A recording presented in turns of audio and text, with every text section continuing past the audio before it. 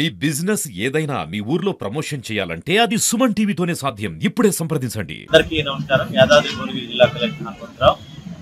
అందరూ కూడా వర్షాలు తగ్గిపోయినాను లేకపోతే ఇంకా మామూలు ప్రశాంత వాతావరణం ఏర్పడిందని ఎవరు కూడా రిస్క్ తీసుకోకండి. ఇప్పుడు మనం చూస్తున్నాం అక్కడ మన షామీర్పేట ఇక్కడ మొత్తం కూడా మొత్తం ప్రవహిస్తుంది. మొత్తం రోడ్డు మార్గం బంద్ అయింది. ఎక్కడ కూడా ఎవరు ఇట్లా మొత్తం జిల్లాలో ఒక 10-12 ప్లేసెస్లో ఊటీ పరివాహక ప్రాంతం ఏంటి, తర్వాత ఇతరత్ర చిన్న చిన్న వాగులు ఏంటి, ఇట్లా రోడ్స్ అన్ని కూడా బంద్ అయిపోయినటువంటి పరిస్థితి.